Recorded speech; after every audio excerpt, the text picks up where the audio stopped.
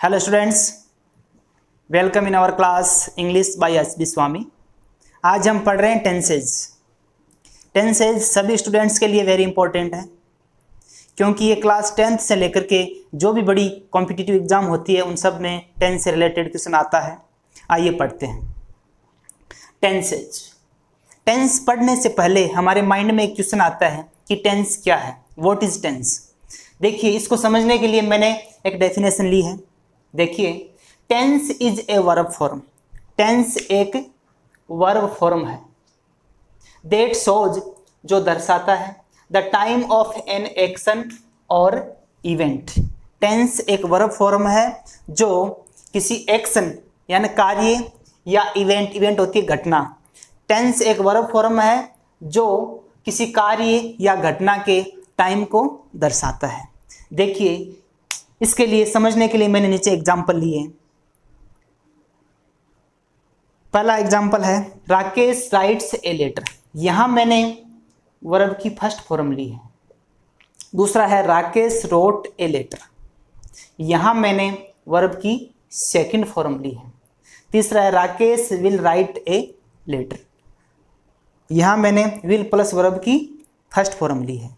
अब वर्ब के अनुसार ये सेंटेंस किस टेंस के हैं। देखिए, पहला जो सेंटेंस है उसमें वर्ब की फर्स्ट फॉर्म ली है, तो ये सेंटेंस है प्रेजेंट सिंपल टेंस का। इसमें कौन सा टेंस है? Present simple tense. दूसरा जो सेंटेंस है इसमें मैंने वर्ब की सेकंड फॉर्म लगाई है, तो ये सेंटेंस है पास्ट सिंपल टेंस का।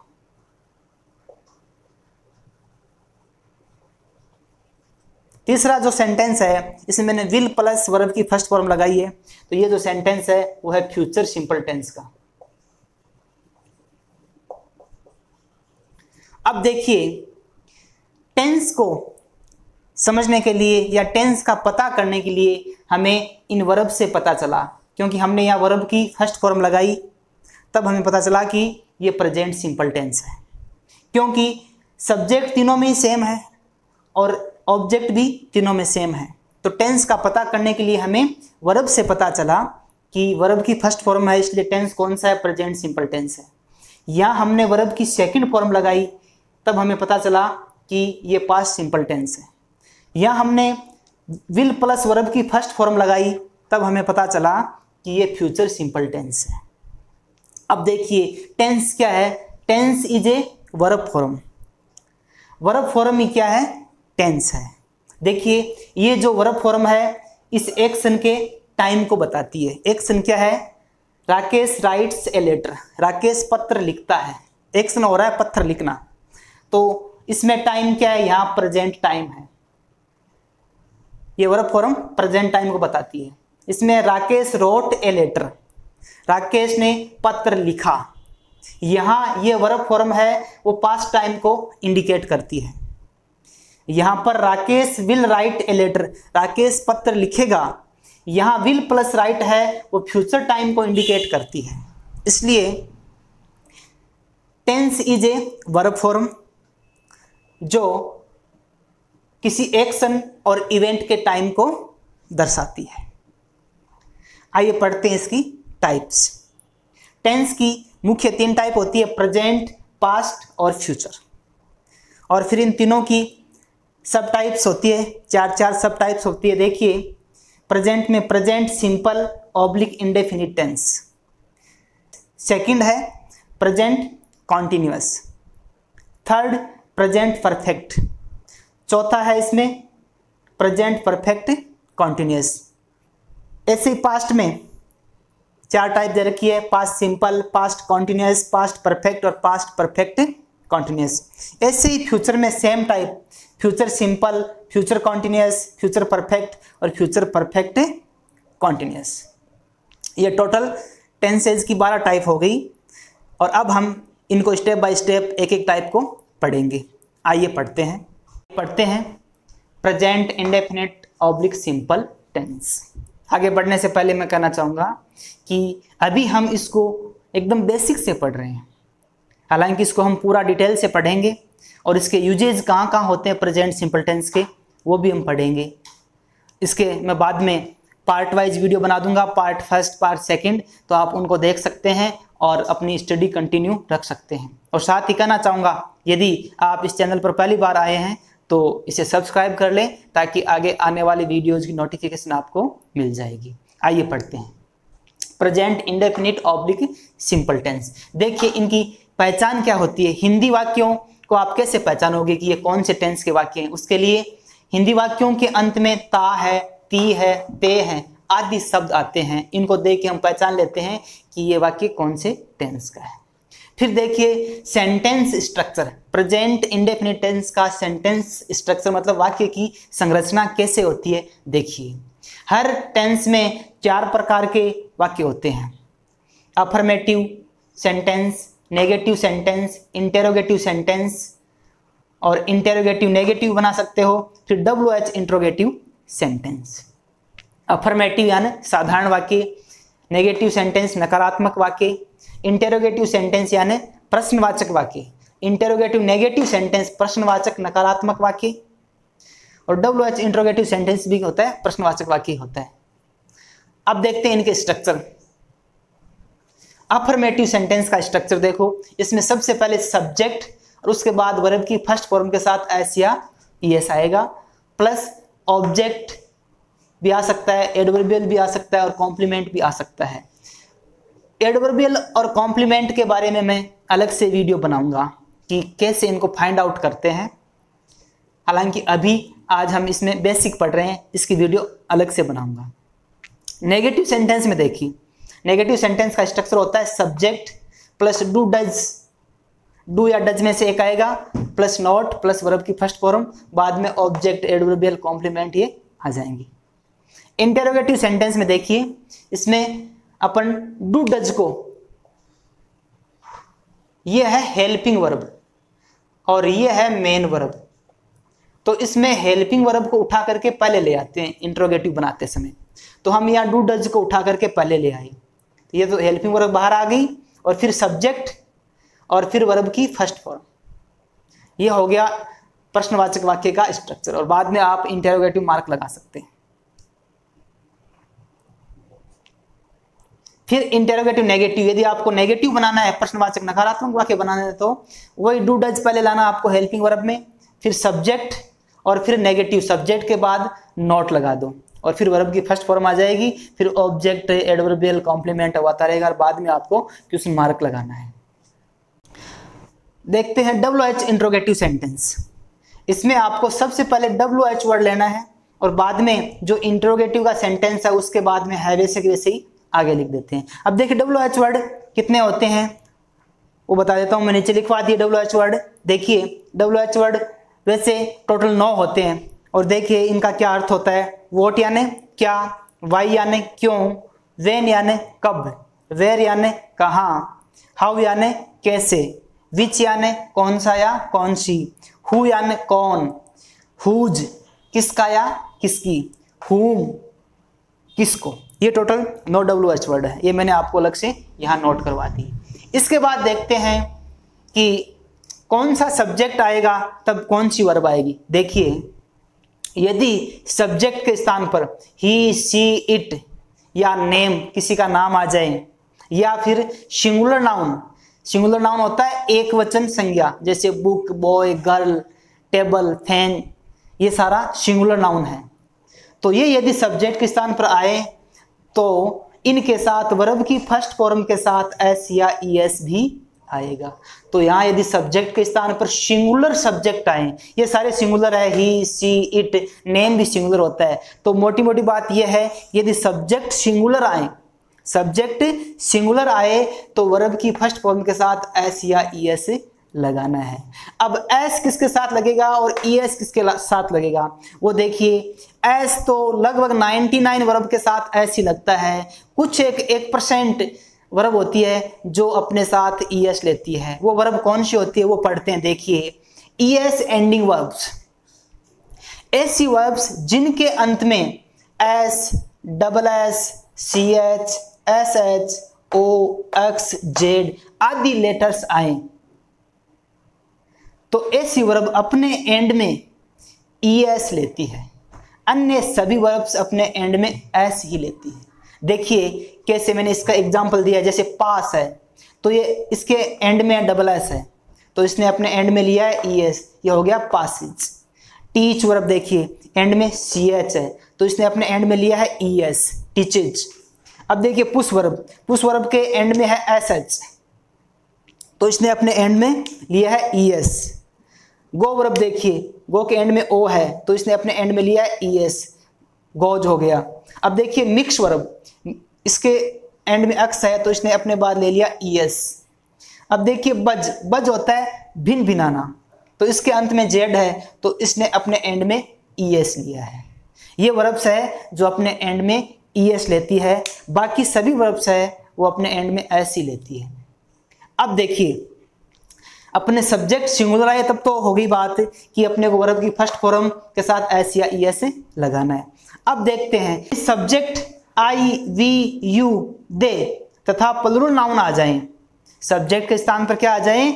आई वी यू दे तथा प्लूरल नाउन। प्लूरल नाउन मतलब boys, girls, books, chairs, cows, ये सारे प्लूरल नाउन्स हैं। यदि ये आ जाएं या फिर आई वी यू दे आ जाएं, ये भी प्लूरल में ही काउंट होते हैं।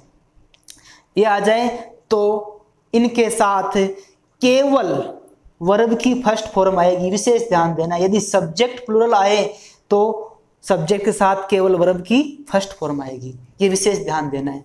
यदि यहाँ सब्जेक्ट प्लूरल आ जाए तो हमें क्या लगाना है? केवल वर्ब की फर्स्ट फॉर्म ही लगानी है। अब देखिए नेगेटिव सेंटेंस में डू और डज कहाँ लेना है? यदि सब्जेक्ट सिंगुलर आता है तो हम डज लेंगे और सब्जेक्ट प्लूरल आता है तो हम डू लेंगे। ये पढ़ते हैं how to translate Hindi to English.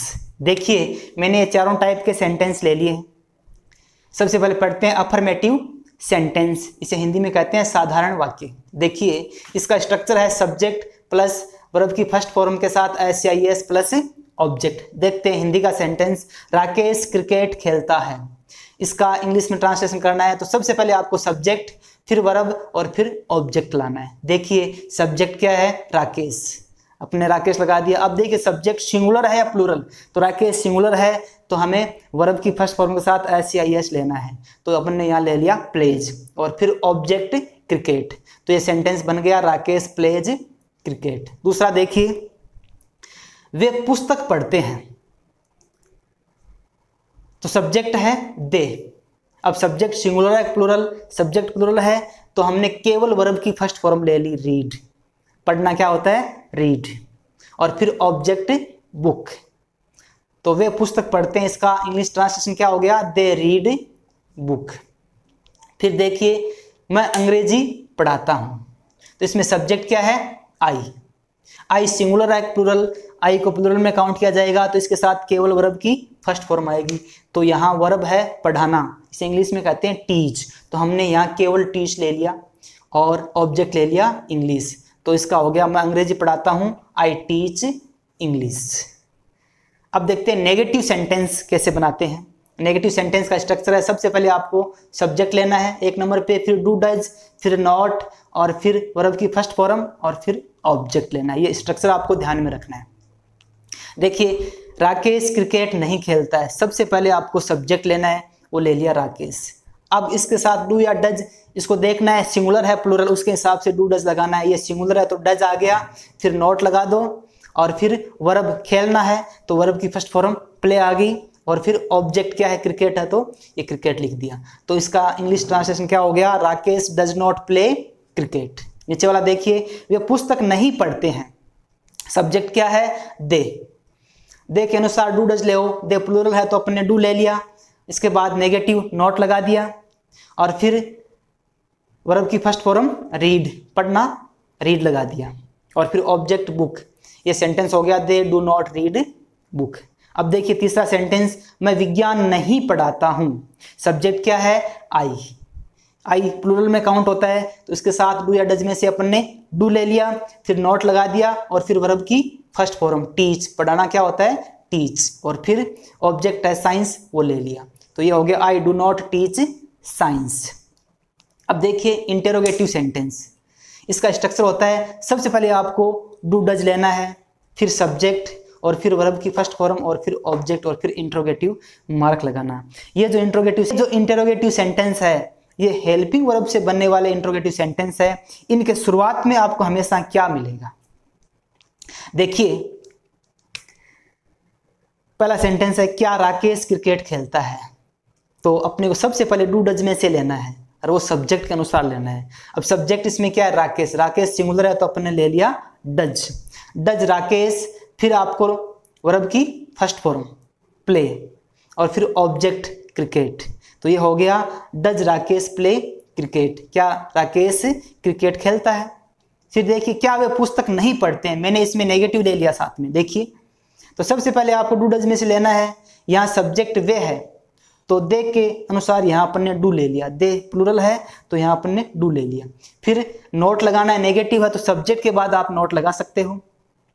फिर आपको वर्ब की फर्स्ट फॉर्म लेनी है, रीड ले ली और फिर ऑब्जेक्ट बुक ले लिया। तो इसका ट्रांसलेशन क्या हो गया? Do they not read book. अब देखिए नीचे वाला सेंटेंस, क्या मैं विज्ञान नहीं पढ़ाता हूं। अब इसमें सब्जेक्ट क्या है? आई है।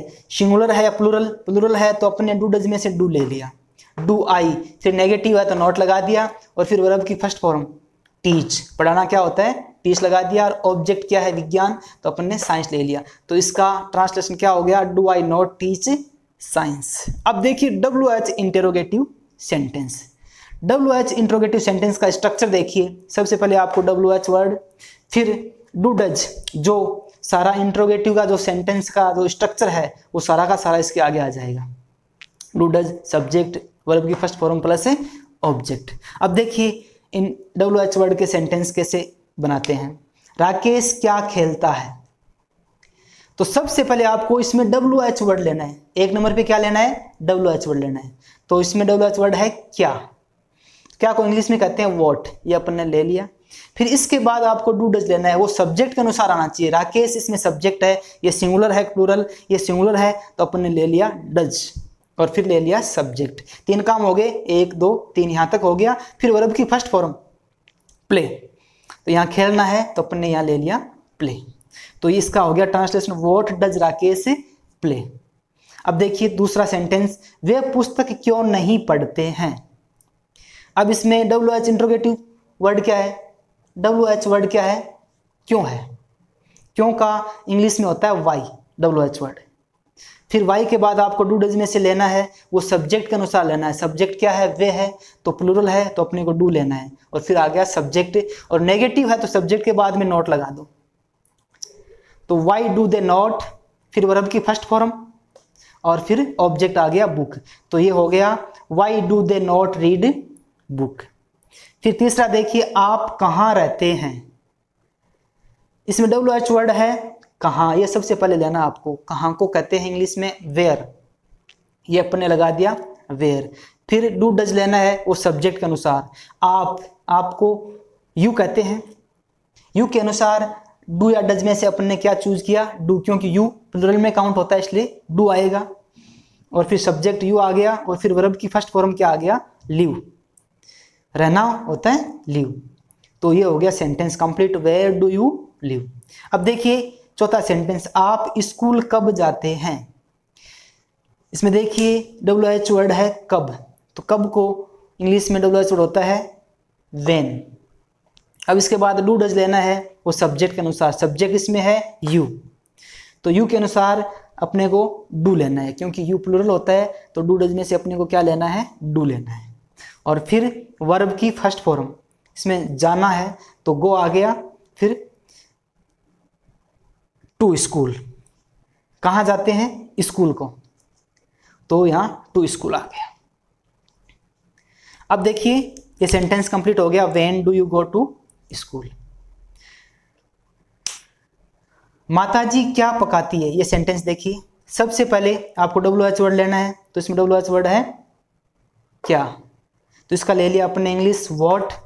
और फिर सब्जेक्ट के अनुसार डू डज लेना है, तो सब्जेक्ट इसमें है मदर, तो मदर के अनुसार मदर सिंगुलर है तो डज आ गया। व्हाट डज मदर, पकाना को कहते हैं कुक, तो व्हाट डज मदर कुक, ये वर्ब की फर्स्ट फॉर्म आ गई। ये अपना सेंटेंस कंप्लीट हो गया। आई होप ये वीडियो आपके समझ में आई होगी और अब इसके बाद वाली जो वीडियो होगी उसमें हम पढ़ेंगे usages of present indefinite tense की। प्रेजेंट इंडेफिनिट टेंस के यूज कहाँ कहाँ होते हैं, वो आपके एग्जाम की दृष्टि से वेरी इंपॉर्टेंट वीडियो होगी। उसमें आपके एग्जाम से रिलेटेड क्वेश्चन होंगे। और यदि आपने अभी तक सब्सक्राइब नहीं किया तो सब्सक्राइब कर लें ताकि आगे आने वाली वीडियोज़ की नोटिफिकेशन आपको मिल जाए।